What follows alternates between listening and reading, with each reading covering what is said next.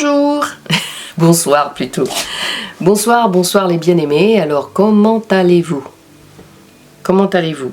Alors, alors, je vous dis ça, il est 22 h, je crois. Il est 22 h de France. J'espère que vous allez bien.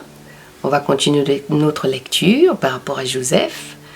Merci Seigneur encore. Fais encore ce que tu veux, mon Dieu, mon roi. Ce moment est encore pour toi. Ce moment que tu permets, c'est pour partager ta parole. C'est pour nous édifier encore. Donne-nous encore, Papa, ce que tu veux nous donner en ce soir, mon Dieu, mon roi. Donne-nous encore la force de pouvoir t'aimer et être avec toi et comprendre ta parole au nom de Jésus.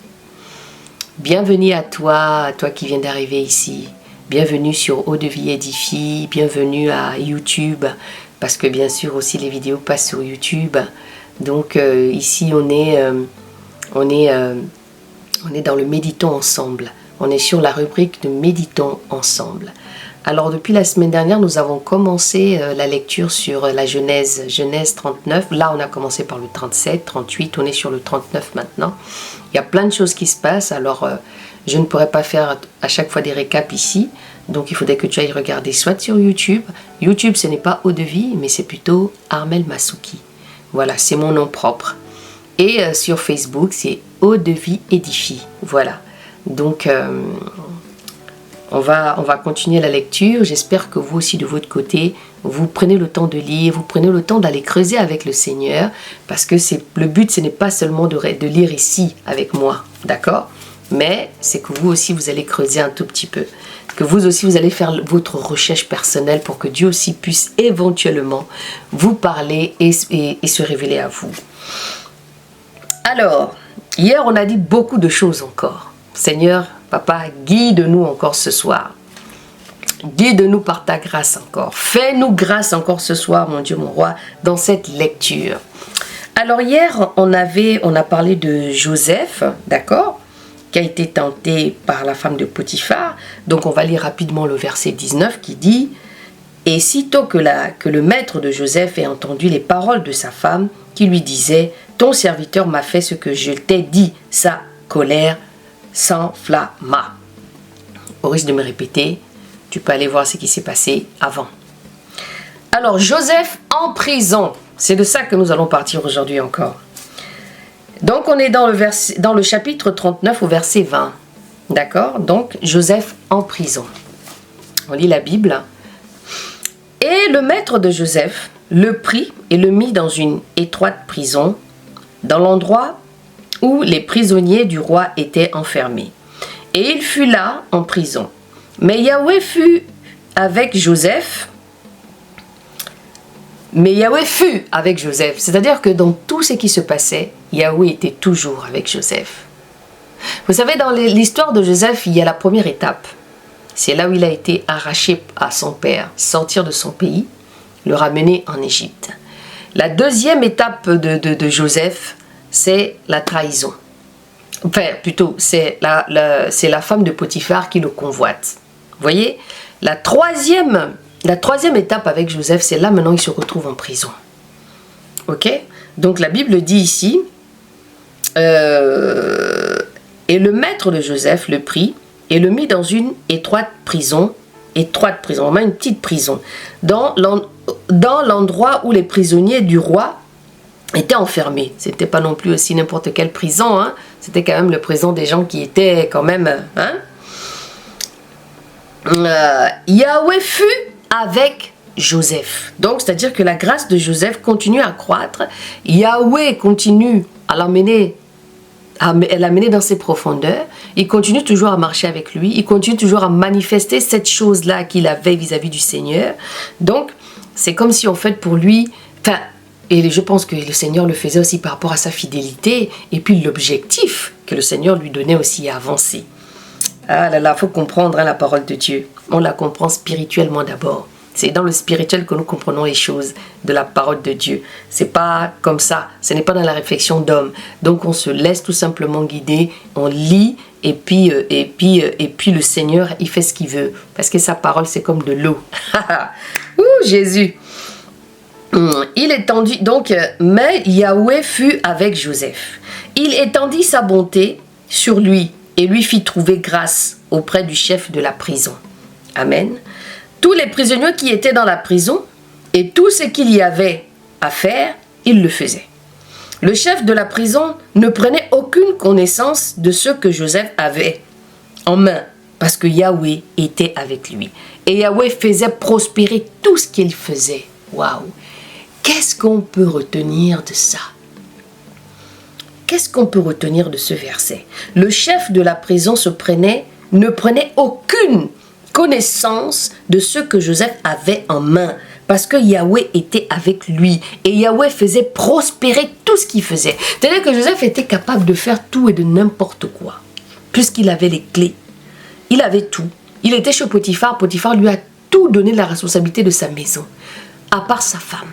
Et sa femme a voulu essayer d'aller grappiller Joseph, mais Joseph, avec sa fidélité avec Yahweh, il s'est dit, mais cette dame-là, elle n'est pas sérieuse. Donc, il fuit.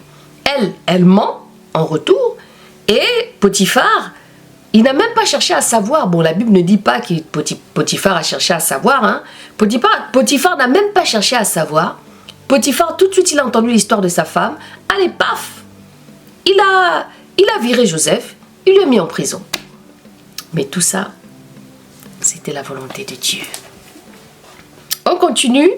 Joseph interprète le songe de l'échanson et du panetier. Bon, je pense qu'on va laisser ça. On va plutôt se concentrer un petit peu sur le verset 23. Le chef de la prison ne prenait aucune connaissance de ce que Joseph avait en main parce que Yahweh était avec lui et Yahweh faisait prospérer tout ce qu'il faisait. Amen. On va s'arrêter là et demain, on ira lire Joseph interprète les songes de les chansons parce que c'est hyper important que nous le lisons bien proprement. On va d'abord rester sur Joseph en prison et revenir sur mais Yahweh fut avec Joseph. Comment on peut se dire que malgré toutes les épreuves que Joseph a subies, Yahweh était avec lui? Quand on écoute ça, des fois on peut se dire mais le Seigneur il a une façon un peu bizarre d'être avec ses enfants. Il a une façon bizarre de manifester son amour. Une fois je me suis retrouvée dans une situation, vous savez, et le Seigneur m'a fait comprendre en me disant qu'il m'aimait. Il me faisait comprendre que son amour, merci Yahweh, il me faisait comprendre que son amour n'était pas un amour de, comment vous l'expliquer avec des mots simples que vous comprenez. Il me disait que son amour n'est pas un amour en fait de bisous, de caresses, de tendresse. À ce moment-là, hein, on va se comprendre ici. Mais que c'est son amour, c'est-à-dire, vous savez aujourd'hui par exemple, tout ce qui est mauvais devient bon. Et tout ce qui est bon devient mauvais. Les gens préfèrent qu'on les mente, qu'on les caresse dans le sens du poil, qu'on leur dise la vérité. Ça, c'est un peu ma vie. Ma vie, c'est que les gens ne m'aiment pas, on va dire ça comme ça. Les gens ont un peu du mal avec moi, parce que je suis quelqu'un qui dit la vérité aux gens. Après, le Seigneur donne la sagesse, parce que le Seigneur m'a beaucoup donné la sagesse maintenant. Donc, on peut tout dire, mais il faut avoir la manière de le dire. Et vous vous rendez... Et tout ça... Oh Seigneur, aide-moi papa. Oh là là, Dieu de gloire. En tout cas, le Seigneur est bon. Tout ce qu'il fait est bon. En fait, j'étais en train de vous dire que le Seigneur était en train de me dire qu'il m'aimait. Et qu'il fallait que c'était vis-à-vis de lui qu'il fallait que je me concentre. Qu'il ne fallait pas que je me concentre sur les preuves que j'avais eues, mais il fallait que je me concentre sur lui tout simplement. Et que son amour, c'est son amour qui m'a mené à souffrir. Waouh! Des fois, je dis, il y a deux choses avec le Seigneur. Des fois, je me dis, mais papa, il faudrait que je t'aime. Parce que si on aime le Seigneur, c'est parce que lui aussi nous pousse à l'aimer. Parce que c'est pas toujours évident d'aimer quelqu'un qu'on ne voit pas. Nous les hommes, on veut voir pour aimer. On veut toucher, on veut palper pour aimer. Mais avoir cette foi-là qui te permet d'abord de visualiser la chose dans l'esprit, c'est toujours un petit peu difficile. Mais c'est un travail que nous devons faire parce que c'est un travail qui est hyper important. Parce qu'on adore d'abord Dieu en esprit. D'abord. D'accord ? Donc, je me suis dit, waouh, en fait, quand le Seigneur t'aime, voilà les épreuves qui t'emmènent. Parce que quand on lit cela, la Bible dit, Yahweh fut avec Joseph, depuis le début. Donc, c'est-à-dire que Yahweh était avec Joseph quand ses frères lui ont mis dans le puits là, quand ils l'ont vendu, quand il est arrivé chez Potiphar, on l'a lu hier. Et là, il part encore en prison. La Bible dit que Yahweh fut avec Joseph. Mais Joseph était aussi un homme intègre. Hein? Joseph était un homme intègre. Donc, qu'est-ce que ça nous enseigne encore, l'histoire de Joseph? Qu'est-ce que ça t'enseigne, mon frère, ma sœur? Qu'est-ce que ça te parle? Parce que la parole de Dieu doit nous délivrer. La parole de Dieu doit nous amener dans une autre dimension. Parce que c'est celle-là qui délivre. C'est celle-là qui ouvre les écluses. C'est celle-là qui te change ta mentalité. C'est celle-là qui t'impacte. Je vous laisse aller méditer encore. Merci mon Dieu, mon roi, encore pour la grâce. Merci Seigneur encore pour ce moment de partage que tu as permis encore ce soir. Merci mon Dieu, mon roi, parce que tu sais pourquoi tu m'as amené dans ce nouveau cheminement.